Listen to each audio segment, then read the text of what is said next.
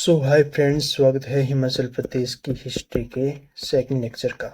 हमने इससे पहले एक लेक्चर देखा है और उसमें हमने प्रिंसली स्टेट्स एंड उसके फाउंडर को देखा है। और इसमें हम देखेंगे कि जो भी हिमाचल प्रदेश के राजा वगैरह होते थे उनके जो सिख गुरुज हैं, सिख गुरु जितने भी हैं और सिख राजा जो थे उनके साथ उनके क्या रिलेशन है। तो ये वीडियो दो पार्ट में डिवाइड होगी।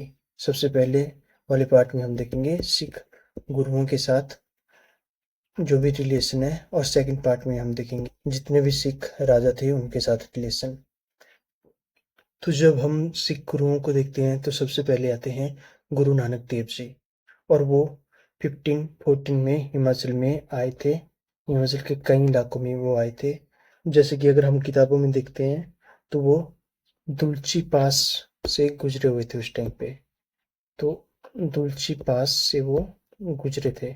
तो अभी दुलची पास कहाँ पे हुआ? ये हुआ मंडी और कुल्लू के मध्य में। मंडी और कुल्लू पे, तो मतलब इस साइड वो आए थे। वो गए थे मंडी, ज्वालामुखी,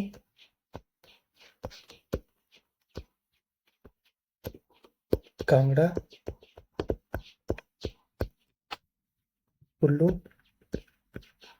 कुल्लू और मंडी वाला वो दर्रा था वहां पे, तो वो गए थे। और लाहौर, उसके बाद वो गए थे चंबा और कहलोर, जो कि आज का बिलासपुर है, वहां पे गए थे वो। सिरमौर और सुकेत।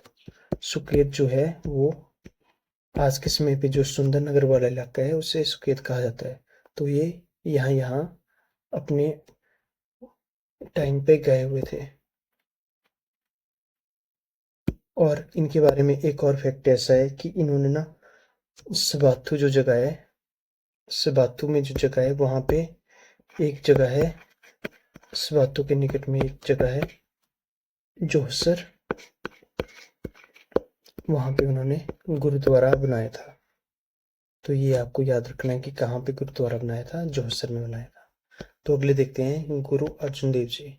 तो गुरु अर्जुन देव जी को जब देखते हैं तो पता चलता है कि उन्होंने भाई कलियाणा को हिमाचल प्रदेश के हिल स्टेट्स में भेजा था। किस चीज के लिए?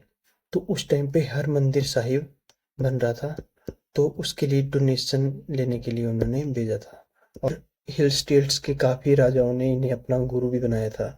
जैसे कि अगर हम देखते हैं तो अर्जुन देव के जो भी शिष्य थे वो कुल्लू, सुकेत, मंडी, चंबा और हरिपुर के राजा थे जो उनके शिष्य बने हुए थे गुरु अर्जुन देव जी के।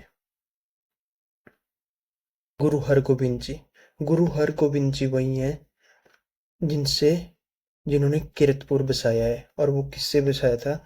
वो लिया था उन्होंने, ताराचंद जो हैं वो कहलूर के राजा थे, उन्होंने उन्हें किरतपुर वाली जगह दी हुई थी और उन्होंने वो किरतपुर बसाया था 1634 में। और अगर हम देखते हैं तो इनका एक युद्ध भी हुआ है गुरु हरगोबिंद का, किंग ऑफ रोपर, रोपर के जो राजा थे उनके साथ हुआ है। और इनका साथ दिया था, गुरु हरगोबिंद का साथ दिया था बिलासपुर के ताराचंद ने। तो अगले देखते हैं हम गुरु हर राय जी। गुरु हर राय जी के बारे में यह देखा जाता है कि ये सिरमौर में रहे थे 13 ईयर्स। और उस टाइम पे राजा क्या कौन थे? करम प्रकाश राजा थे। अब गुरु तेग बहादुर जी। गुरु तेग बहादुर जी जो है वो 9वें गुरु थे। और इन्होंने क्या किया था? कहलूर ने गिफ्ट किया था मखोवाल वाला गांव, और उन्होंने उस पे आनंदपुर साहिब का निर्माण किया था वहां पे।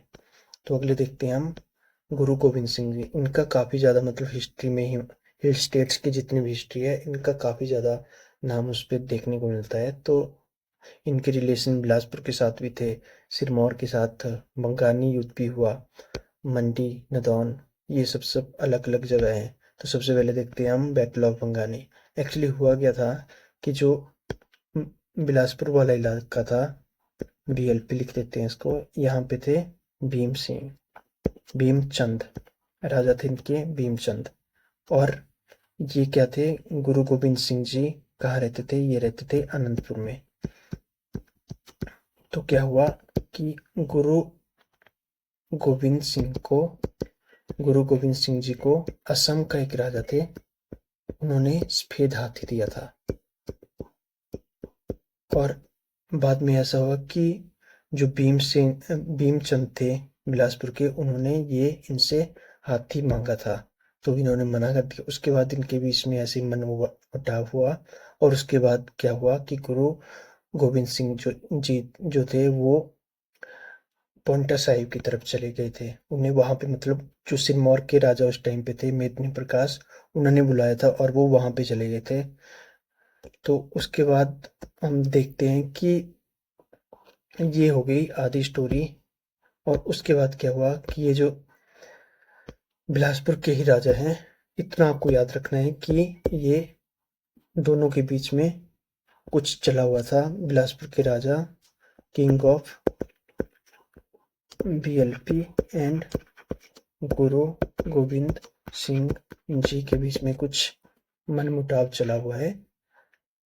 तो इसके बाद क्या हुआ, ये जो बिलासपुर के राजा थे, इनके बेटे की शादी थी।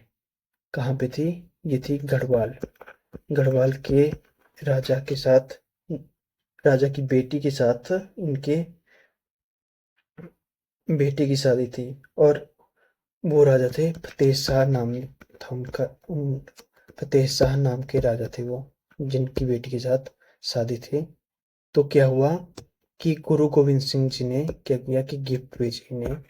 और लेकिन किंग ऑफ बिलासपुर जो है वो इन्हें कहता है कि आप ये गिफ्ट ना ऐसा कीजिए, रिटर्न कर दीजिए, मेरी इनके साथ बनती नहीं है, तो आप इनको रिटर्न कर दीजिए। तो ये हुआ। इसके बाद जो गढ़वाल को जो बारात जानी थी वो सिरमौर से होके जानी थी। तो वहां पे क्या हुआ, वहां पे युद्ध हुआ किंग ऑफ बिलासपुर और गुरु गोविंद सिंह जी का। तो एक तरफ थे बिलासपुर के राजा भीमसेन, दूसरी तरफ थे जो गढ़वाल के राजा है फतेह शाह, और एक तरफ थे भीमसेन, फतेह शाह जो गढ़वाल के राजा थे, और इनके साथ थे हिंदूर के राजा हरिचंद, और दूसरी तरफ थे गुरु गोविंद सिंह जी। तो इस युद्ध में क्या होता है कि ये हार जाते हैं, ये तीनों हार जाते हैं। और साथ में ऐसा होता है कि हरिचंद की डेथ हो जाती है, जिसका जिक्र गुरु गोविंद सिंह जी की बायोग्राफी विचित्र नाटक में भी है। तो ये हो गया, ऐसे ऐसे ये युद्ध देखने को मिलता है। इसके बाद तो ऐसा था कि बाद के अगर हम टाइम देखते हैं तो इन्होंने साथ में मिलके, मतलब भीमसेन एंड गुरु गोविंद सिंह जी ने साथ में मिलके मुगलों के साथ भी लड़ाई की है। मतलब यहाँ पे क्या हुई, यहाँ पे लड़ाई हुई थी और यहाँ पे सुलह जैसी स्थिति देखने को मिलती है। तो इस तरह से ये रिलेशन थे। अगर हम देखते हैं कि ये कहाँ पे हुआ था कि मुगल वर्सेस भीमसेन एंड गुरु गोविंद सिंह, तो ये हुआ था बैटल ऑफ मैदान में 1691। इसमें भी ऐसा हुआ था कि वो टैक्स वगैरह लेना चाहते थे और बिलासपुर की तरफ वो टैक्स मांगने आए जो मुगल थे, और इस बात पे युद्ध हुआ और ये दोनों जीत जाते हैं उस युद्ध को। और इसके बाद देखते हैं कि खालसा पंथ जो था वो 1699 में 13 अप्रैल के दिन शुरू किया था गुरु गोविंद सिंह जी ने। और उसके बाद देखते हैं हम कि बैटल ऑफ अनंतपुर साहिब भी हुई है 1700 में, बैटल ऑफ निमोगढ़ भी हुई है 1702 में, और जिसमें गुरु गोविंद सिंह और उनके opposite Mughal and hill state थे। अब दो बैटलें देखने को मिलती हैं, एक में बिलासपुर के राजा थे और साथ में गुरु गोविंद सिंह जी थे, और दूसरे में जो है दूसरे में जो थे कि गुरु गोविंद सिंह जी लड़ रहे हैं हिल स्टेट्स और मुगल के साथ में। तो ये देखने को मिलता है। और इसके बाद बैटल ऑफ अनंतपुर साहिब 1704। मतलब इनकी ना डेटें वगैरह आप याद रख लेना। निमोगढ़ ऐसा है कि बाकी तो आपको याद रह जाएगा कि ना अनंतपुर साहिब की किसके बीच में हुई होगी। तो नीमोगढ़ एक अलग सी है, तो इसको याद रख लेना आप। गुरु गोविंद सिंह जी और मुगल प्लस हिल स्टेट्स जो थे। तो ये हो गया इस वीडियो का। खत्म करते हैं। अब अगले पार्ट में हम क्या देखेंगे कि हम बंदा तेग बहादुर जी से चलेंगे और आगे के जितने भी राजा वगैरह थे उनका भी हम रिलेशन देखेंगे बिलासपुर के साथ साथ और जितने भी बाकी राजा। इसके बाद हम देखेंगे बंदा तेग बहादुर जी का रिलेशन हिल स्टेट्स के साथ, और इनके बाद जितने भी राजा वगैरह आते हैं उन सभी के, जैसे राजा रणजीत सिंह जी, और उसके बाद के मतलब जितने भी थे सभी का हम रिलेशन अगली वीडियो में देखेंगे। लेकिन ये जरूरी नहीं है कि इसी के बाद सिख हिस्ट्री का सेकंड पार्ट आए, ये शायद मैं बाद में डालूंगा। इससे पहले आपको और चीजें मिल जाएंगी हिस्ट्री वगैरह की देखने को। तो इस वीडियो को रखते हैं यहीं तक। Thank you.